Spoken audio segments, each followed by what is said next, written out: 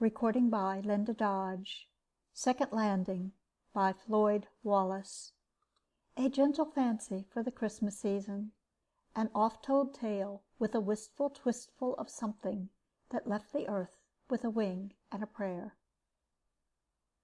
Earth was so far away that it wasn't visible. Even the sun was only a twinkle. But this vast distance did not mean that isolation would endure forever.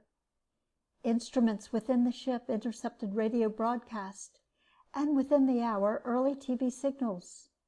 Machines compiled dictionaries and grammars and began translating the major languages.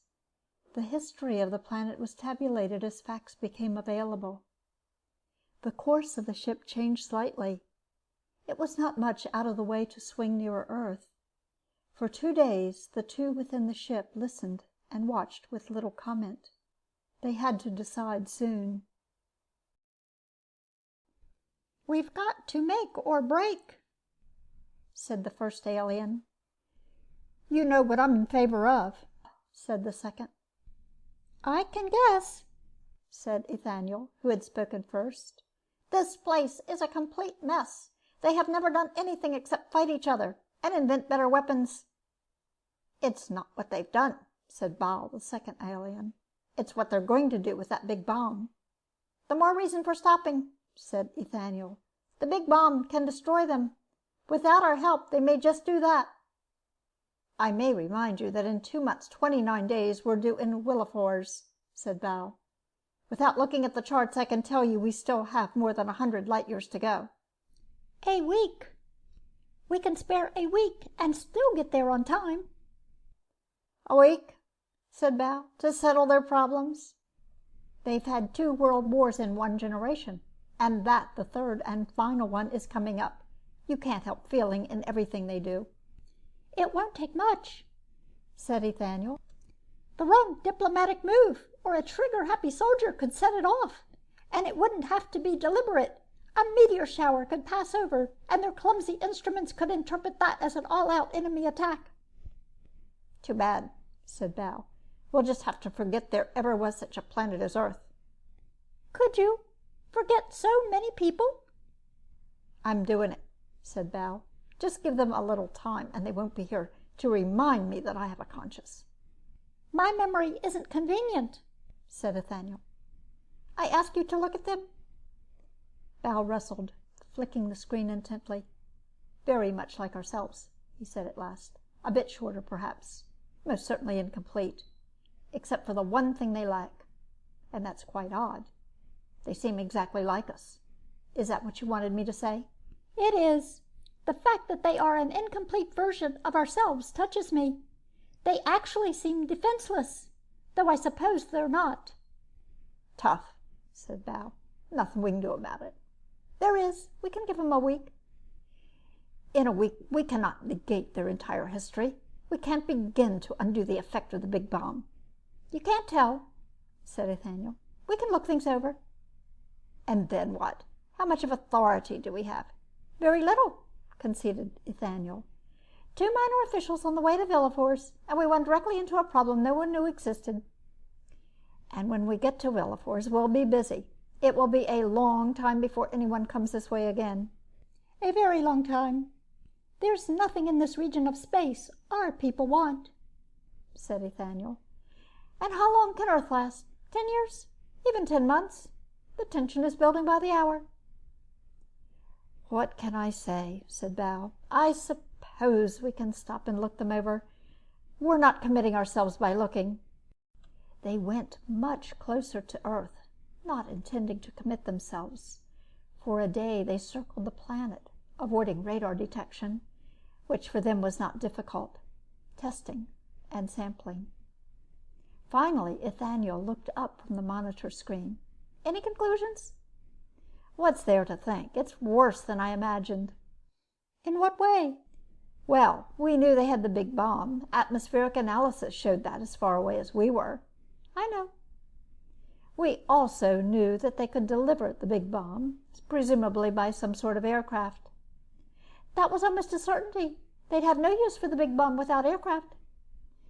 "What's worse is that now I find they also have missiles, range 1,000 miles and upward. They either have or are near a primitive form of space travel. Bad, said Nathaniel. Sitting there, wondering when it's going to hit 'em. Nervousness could set it off.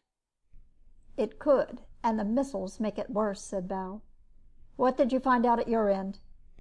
Nothing worthwhile. I was looking at the people while you were investigating their weapons. You must think something. I wish I knew what to think. There's so little time. Nathaniel said. Language isn't the difficulty. Our machines can translate their languages easily, and I've taken a cram course in 2 or 3 of them. But that's not enough.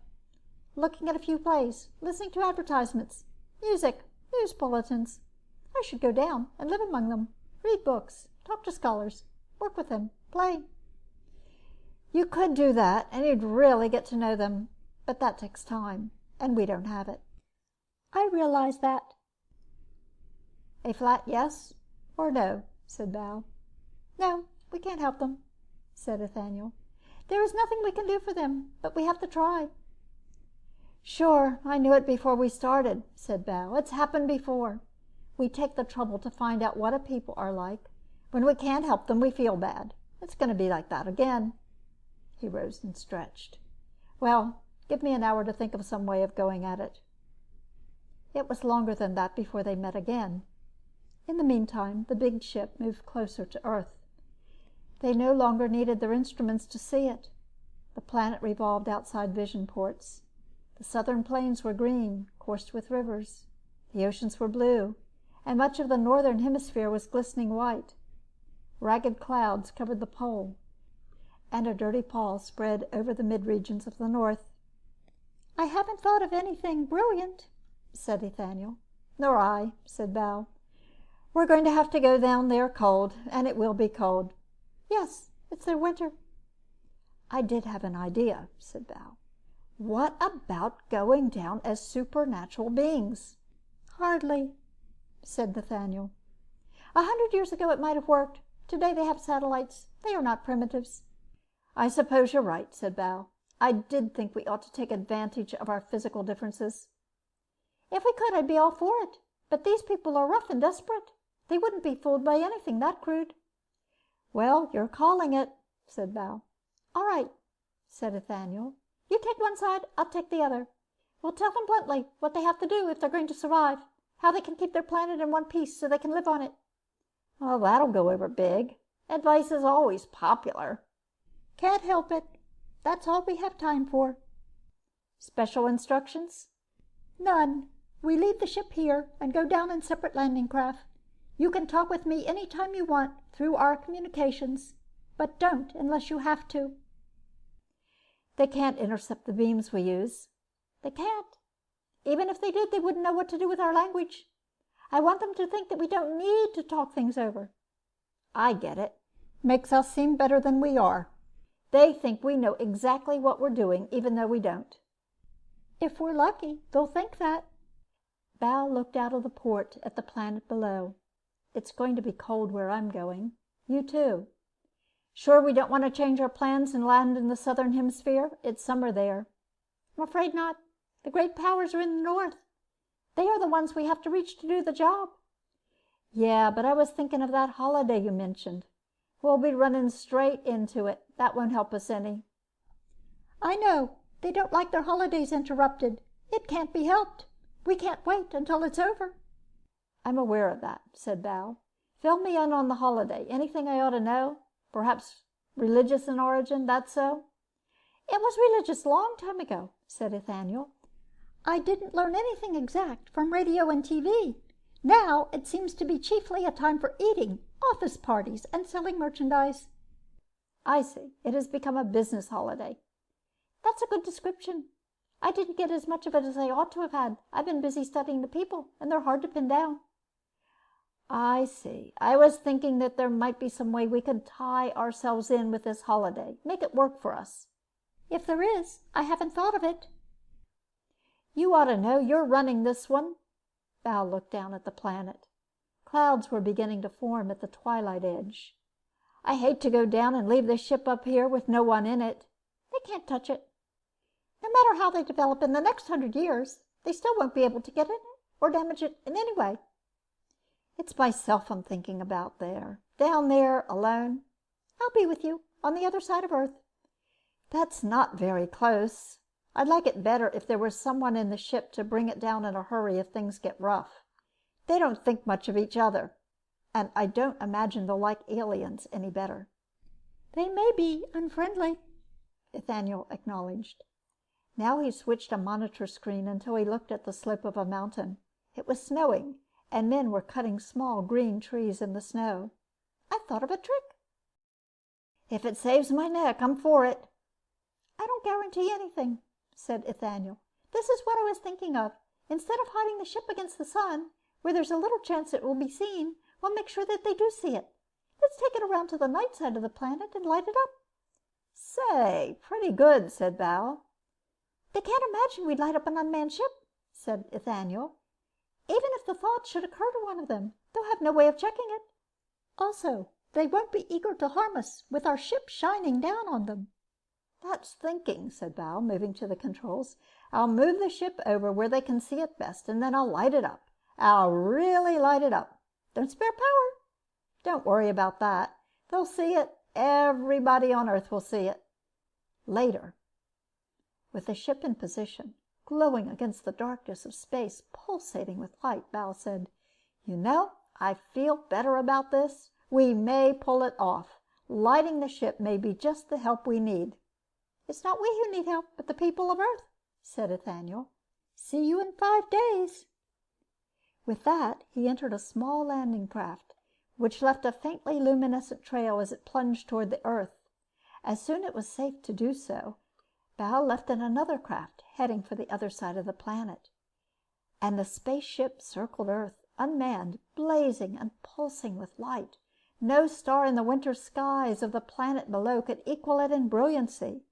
Once a man-made satellite came near, but it was dim and lost sight of by the people below. During the day, the ship was as visible as a bright spot of light. As evening, it seemed to burn through the sunset colors. And the ship circled on, bright, shining, seeming to be a little piece chipped from the center of a star and brought near Earth to illuminate it. Never or seldom had Earth seen anything like it. In 5 days, the 2 small landing craft that had left it arched up from Earth and joined the orbit of the large ship. The 2 small craft slid inside the larger one, and the doors closed behind them. In a short time, the aliens met again.